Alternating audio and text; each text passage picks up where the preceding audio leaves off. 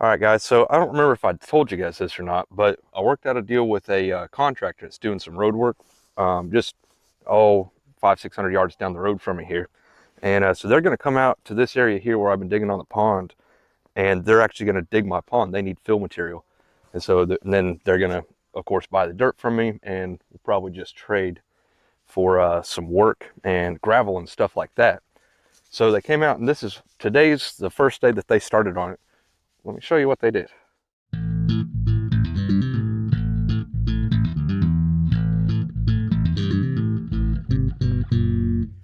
There's one day's worth of work. I don't know how well it comes out on camera, but I mean, there's my little bitty backhoe compared to that D6 there.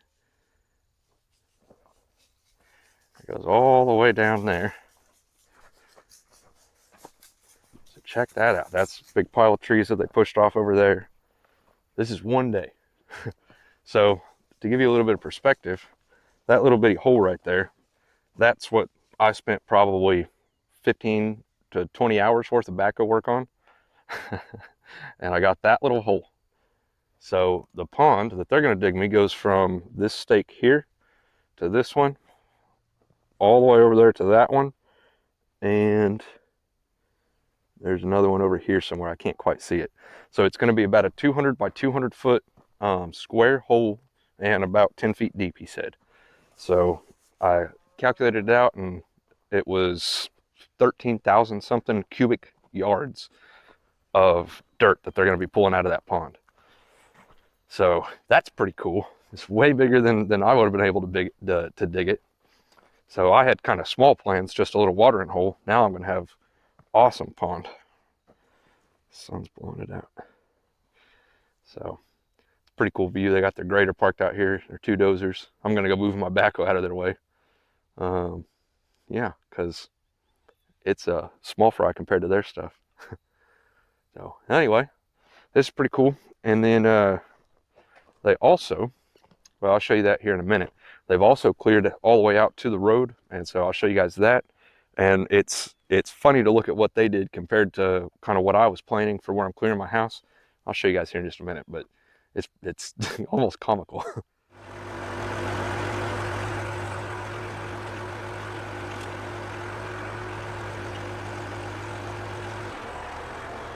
So over there's where we were standing, and you can see this. I mean, nice big path. So they've designed this so that they can get two trucks. Two trucks can pass each other in this road. That's why they made it as big as they did. Here's the road. The road's way down that way. So they left me kind of a little bit of a curve. Not quite as much as I probably would have liked, to be honest, but that's all right. You know, those big trucks, they can't turn on a dime, so it's all good. Now, by comparison, this little area that the back was parked in right here, this was, again, the result of, probably 15 hours of work and, chainsawing, of course. It wasn't all backhoe work, but pretty big difference. I mean, I didn't even get all the way down to the dirt pushing in here with the little backhoe, so I think that'll be out of their way if I leave it right there. But anyway, pretty crazy the difference in what they can do with those big dozers versus what I can do with this little backhoe. So pretty cool. I think what we might try to do is have them push this whole area out back that way and then level this off, and might try to have them do that, and then gravel from here back to the road, and then put in riprap over here at my the actual entrance. So, and then they've made themselves another road as well to get back to the to where they're going, so they don't have to get on the county road. So it's impressive how fast they worked. I need to get my, oh, look at that, I forgot all about that. Dang, I think I had a come along out here too. I'll bet that's gone. Oops. That's a backhoe part that I hadn't put back on yet. I forgot that was out there. And a come along, so that's probably gone. And they moved my shovel for me, so that was nice of them. So anyway, so this is where, ultimately my gate's going to end up going. You can see they kind of finished and fixed that for me as well. And then they've got their road cut back this way. And that's where they're actually working down there. So, pretty cool. Man, they sure make progress fast. It does not take them long at all. So again, this is all 1 day's worth of work. So, awesome. Alrighty, so today got lights on the trailer, welding trailer, and brand new jack. The other one sucked. So I've been fighting it, well, as long as I've owned it. And, oh, the other thing, brand new tire. So the original one, I think I showed this in a previous video, but it had a big split right there. It's kind of funny, I took it into the Trail Quip in Shakota. It's a trailer store. They specialize in trailers, and but they do trailer tires as well. And so I walked in with the old one, I set it down, I said, I just need a new one of these. He walked over and looked at it, and he says, boy, I don't have one with this custom rib right here. I was like, well, I guess I'll have to do without then. But anyway, while I was there, they're a trailer store. They sell trailer jacks. Went ahead and picked a new one up. This one's way better. It actually turns freely. I don't have to fight it. I prefer this side widener style of jack personally, as opposed to the top wind like the other one was. And this one's just way better. Brand new. So got that welded on. My wiring. Check this out. This is kind of cool. I've never seen these before, but it's got a hole in the middle. So when you go to pull it out of the truck, you can grab it like that. These are always kind of hard to get a hold of. So that ought to be cool. We'll try that out. I haven't tested them yet to confirm that they work, but they should. And they better, because tomorrow, sometime, I have a welding job to go do. So, got this done just in time to do that. It's kind of custom. Anyway. Yeah, so welding job tomorrow. We'll go knock that out. I probably won't show you that. It's at a guy's house. I'm sure he doesn't want me videoing in there. But put this welder to work and pay for that new tire I just bought. So it's not a very big job, so that's about all it'll do. Is just pay for that tire. I still had to buy the jack, so that's all right though. I've been holding off on that tire just because, you know, it's not like I use it very much. And but yeah, so now I've got a job coming up. I don't want to be broke down the side of the road going to that. So figured I'll just replace that, and the job I'm doing should pay for the tire and maybe the jack too. We'll see how long it takes me. But yeah. Anyway, so that'll be sweet. Have lights on the trailer. New jack, new tire. Still need to replace this one. But it's not split or anything. It's not in the greatest shape, but I think it's roadworthy. So, all right. Man, my mind is just racing after looking at that, where they cleared over there by that pond. It's crazy how much different that looks. And so the way that's going to work is either they're going to cut me a check for however much dirt they took out, or I might do some horse trading with them and have them clear out the pad where my house is going to go and see if I can get them to lay some gravel down on that driveway. So we'll see what they want to do. From talking to the guy, it kind of seems like he's going to want to just write me a check and not have to do all the extra work. But either way, man, if I could get them to clear that house pad, I mean, it would be, they could do that in a matter of hours. It would take me months to get it all done. So that would be cool, because I'm tired of living in a camper trailer. So maybe that'll work out. And if not, I'm gonna get a pretty decent check from it. So like I said, about 13,000 something, almost 14,000 cubic yards. So pretty cool. All right, back from that welding job. That took way longer than I thought. It was way more difficult than I thought. What it was this guy, he's got a fireplace, and water gets down in there and it rusts out this little pan up inside of his fireplace. Well, I didn't think it was going to be that bad to get in there, but it turns out in order to get in there, it's like a area, it's maybe 6 inches. Like it was, I could barely kind of tuck my head up through there, and then I could turn my head to see, and couldn't fit my shoulders through there at all. What I ended up doing was getting this instead of a welding hood. So it's a number 9, so it's a little bit lighter than what I use. My hoods are 11 shades. Um, those ones there. This one's number 9. It's got a little flip up thing, you know, but it's just a goggle, right? Goes on like so. Can't see, right? You just wear it right here on your face, so no protection for your lower face. But this gave me enough flexibility that I could actually see what the heck I was doing. Man, it was hard. It took forever. Took 6 hours. I figured going into it, I was thinking probably 2 hours. Ended up taking 6 hours. So that's okay. It ended up paying a little bit more than I expected. So I actually paid for the tire, the jack, all the lights, wiring, and everything on this trailer, plus a little bit, I think. Maybe even I bought 2 jacks when I was at the trail clip the other day. The other one is for my other little flatbed trailer. It needs a new jack because I drove off and forgot to put the jack up. I won't ever make that mistake again, except for this morning when I drove off and forgot to put up my brand new jack. I don't know if you can tell, but it's not straight up and down. It's kicked out that way a little bit. Oops. I'm not used to having a functional jack on this trailer, so yeah, I forgot to put it up. So anyway, we're gonna drop this trailer right here and we'll get the truck out of the yard.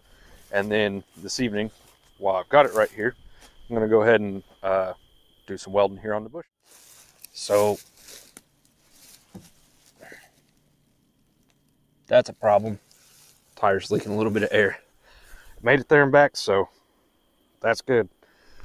Okay. This one, of course, is brand new. We'll put another one just like that on there. So mounted on the original rim, that tire cost $96. Not bad.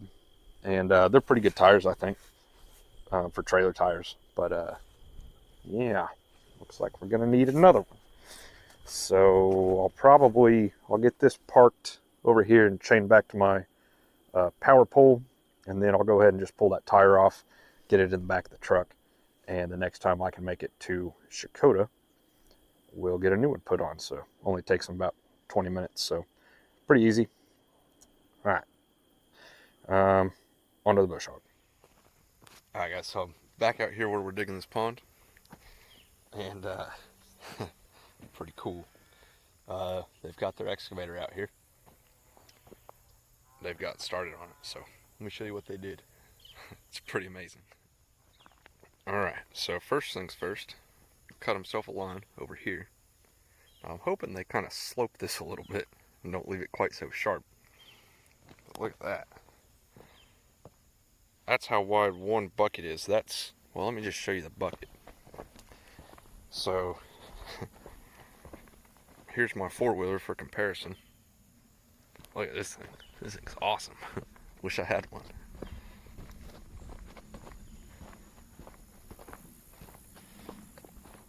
Monster. Look at this. I can get inside of it. I could park my 4-wheeler in this and carry it around. That's pretty cool. And then, over here, as you can see, they've dug a huge hole. And I mean, in no time flat. That's amazing. So that looks to me to be quite a bit more than 10 feet. So that's cool.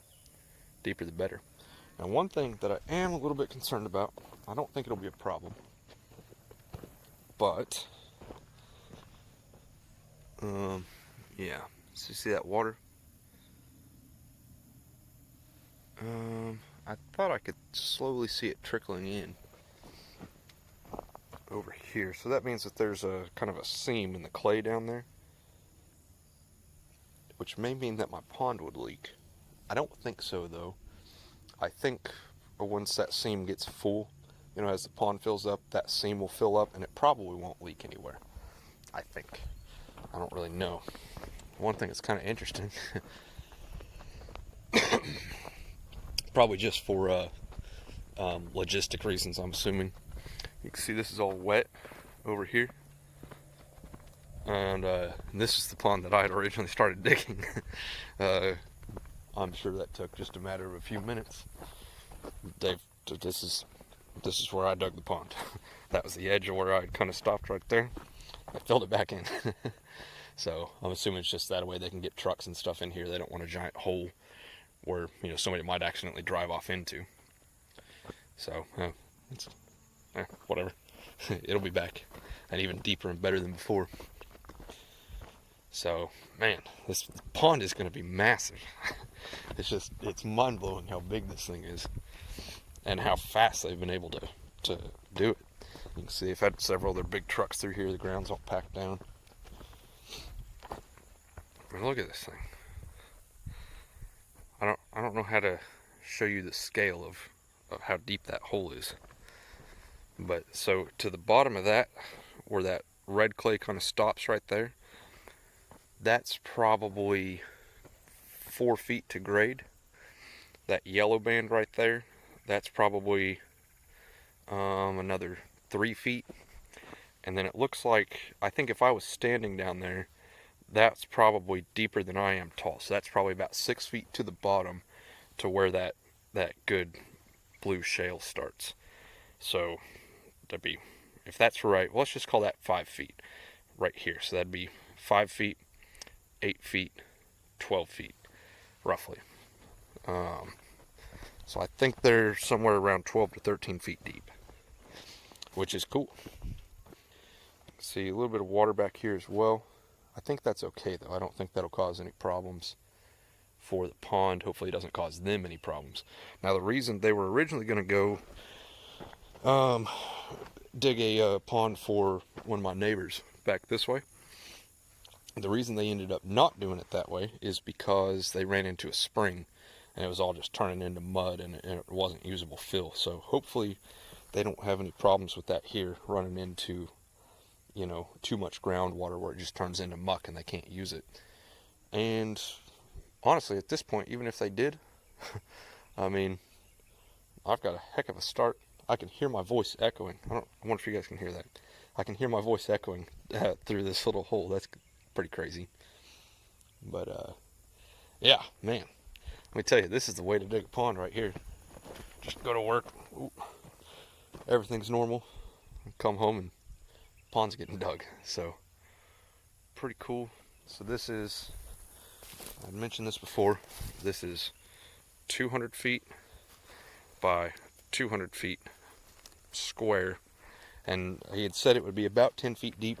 Like I said, I think this is probably closer to 12, maybe 13 feet deep, maybe even a little bit more. It's hard to tell. There's no good way for me to get down in there.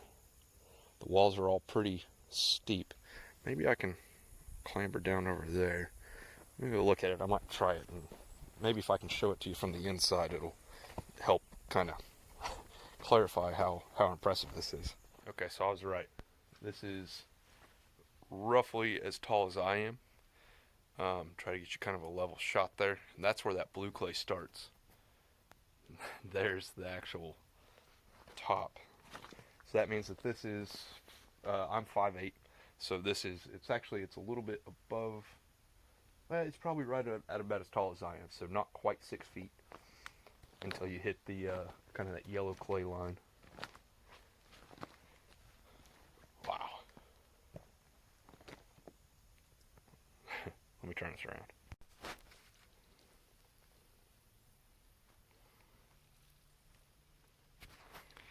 Pretty crazy. Sticky clay down here. Check this out. I hadn't noticed that before. So this is actually not quite as deep as the actual hole that he's digging over there. One thing to point out is that walls on trenches like this can collapse and entrap you, and then you'll die. So I'm not going to spend any real time in here. I just wanted to look at that, just to show you guys. This clay holds together real well, so I'm not particularly worried about it just randomly collapsing.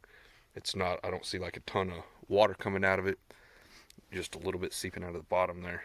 This is as far as I'm going to go in there though, because if it were to fall in on me, nobody knows I'm out here. So that would be bad.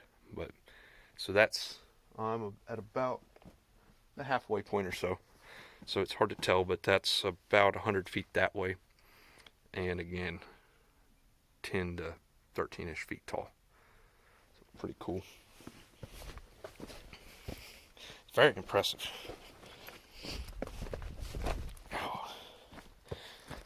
So I mean, just look at that thing way up there. I can crawl right up underneath of it, which is kind of how I have to go to get back out. So anyway, pretty cool. I'll keep showing you guys progress on this, and pretty exciting, I think. Pretty cool. It's cool to look at his teeth marks dragging down through there.